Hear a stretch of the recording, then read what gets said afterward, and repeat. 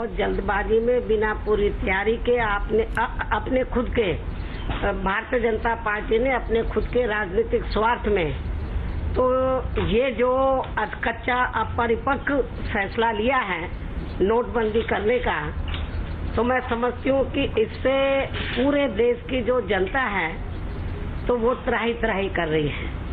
पूरे देश में ऐसा माहौल पैदा हो गया जैसे आर्थिक इमरजेंसी लग गई हो, अफरा तफरी का माहौल है। और खास तौर से पूरे देश में 90% जो गरीब लोग हैं, मेहनतकश लोग हैं, मध्यम वर्गीय लोग हैं, वो अपनी विभिन्न समस्याओं से जूझ रहे हैं। ये किसी से छिपा नहीं है। और 20 दिन इस सरकार के इस फैसले को हो गए हैं, लेकिन अभी तक भी स्थिति में कोई सुधार नहीं आया है। अभी भी एटीएम और बैंकों के बाहर लोग लाइन लगाकर खड़े हुए हैं और पूरे देश के अंदर ऐसा माहौल बना हुआ है इस सरकार के जो बिना तैयारी का जो फैसला लिया कि जैसे भारत बंद हो गया। लेकिन दुख की बात यह है कि भारतीय जनता पार्टी के लोग अपने विरोधियों के ऊपर ये आरोप लगा रहे हैं कि हमने भारत बंद कर दिया है या हम भारत बंद के समर्थन में हैं। तो भारत बंद तो बीजेपी की सरकार ने खुद ही कर दिया है, सेंटर ने खुद ही कर दिया है। प्रधानमंत्री श्री नरेंद्र मोदी ने भारत बंद तो खुद ही कर दिया है, इसके लिए हमारी पार्टी जिम्मेवार नहीं है।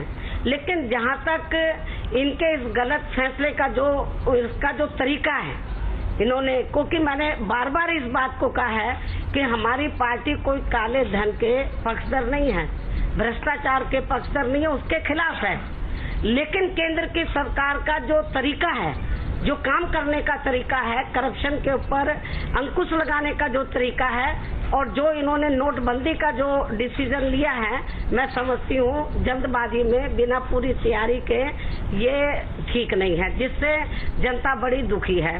और इसको लेकर पूरा विपक्ष एकजुट है, उसमें कोई फूट नहीं है और पूरा विपक्ष पार्लियामेंट के अंदर इस मुद्दे को लेकर आवाज उठा रहा है और बार बार ये कह रहा है, पार्लियामेंट के अंदर दोनों सदन में ये कह रहा है कि प्रधानमंत्री जी को बैठना चाहिए और सबकी बात सुनने के बाद उनको अपना जवाब देना चाहिए।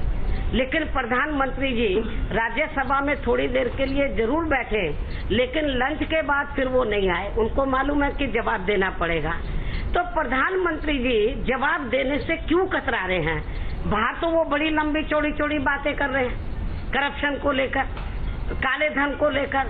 कल उन्होंने कुशीनगर में भी बहुत कुछ बोला है। तो लेकिन जो इससे जो जनता त्राही कर रही है उसके बारे में नहीं बोल रहे हैं। बाहर भी वो अपने फैसले को सही ठहराने के लिए बढ़िया जुमलेबाजी जरूर कर रहे हैं पार्लियामेंट के बाहर, लेकिन पार्लियामेंट के अंदर उनकी हिम्मत नहीं हो रही है कि इसके ऊपर वो जवाब दे सके।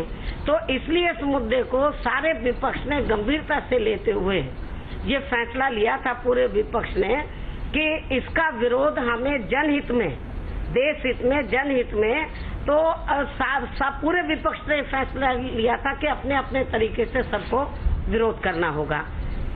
तो अब इसको ध्यान में रखकर तो आज जो पूरे देश के अंदर कुछ विरोधी पार्टियों ने भारत बंद करने का डिसीजन लिया, कुछ विरोधी पार्टियों ने आक्रोश दिवस मनाने का फैसला लिया है।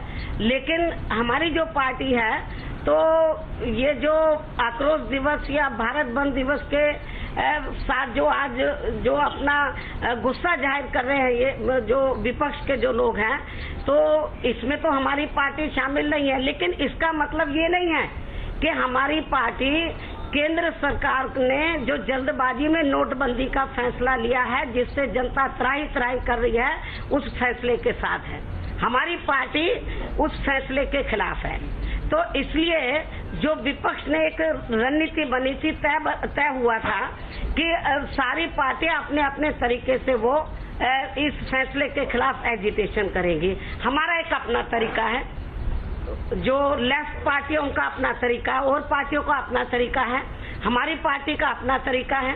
हमारी पार्टी पार्लियामेंट के अंदर इसके खिलाफ आवाज उठा रही है, पार्लियामेंट के बाहर भी उठा रही है, प्रेस नोट के जरिए भी उठा रही है, प्रेस कॉन्फ्रेंस बुलाकर भी उठा रही है, बीच बीच में आप लोगों के बीच में आकर भी अपनी प्रतिक्रिया देती है।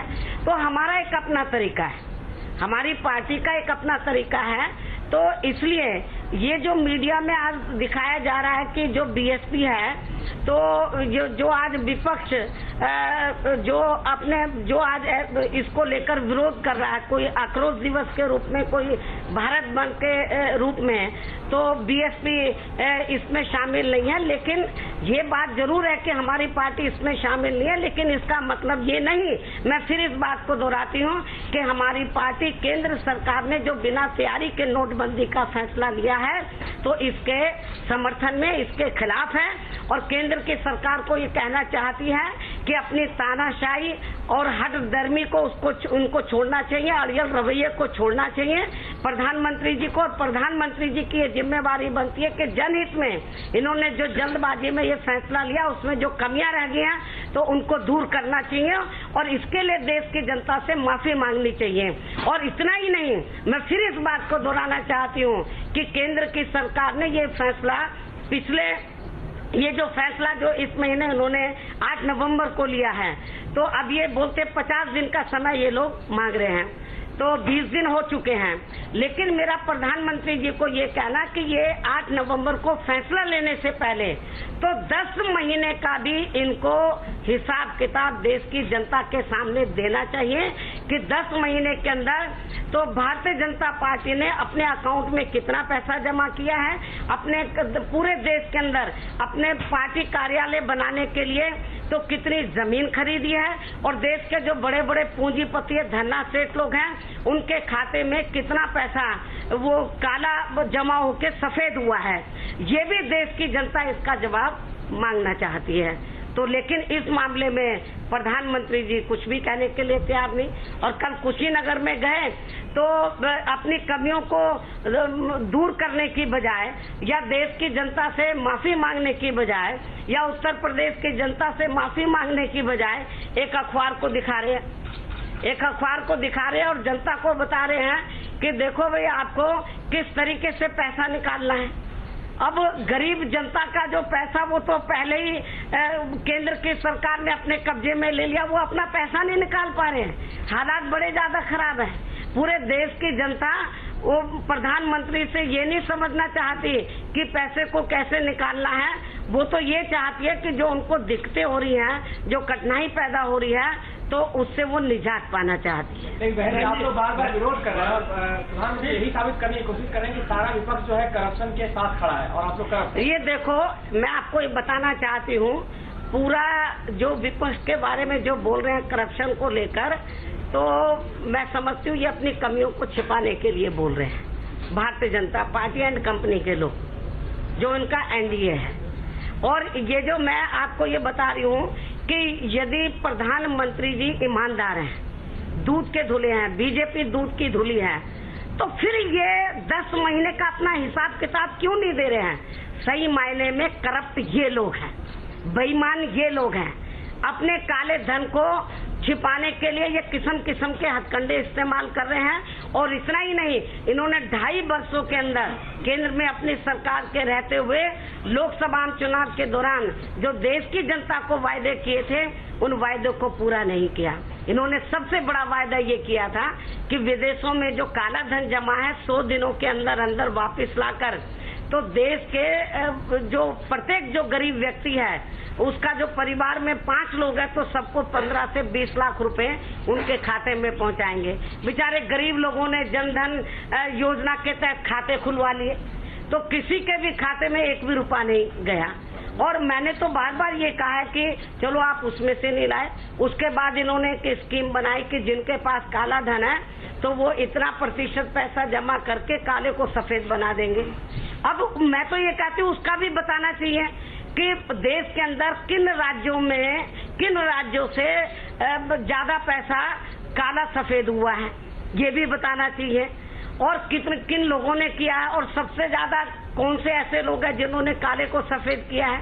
जब आपके पास इतना पैसा आ गया, चलो विदेश से नहीं ला सके तो उस पैसे को तो कम से कम गरीब के खाते में तो 15 से 20 लाख रुपए भेज देना चाहिए, वो भी नहीं भेज रहे हैं। इसलिए जो खुद बेईमान होते हैं, खुद करप्ट होते हैं, जो खुद काले धन में लिप्त हैं, वो दूसरों को अपनी तरह ही समझते हैं।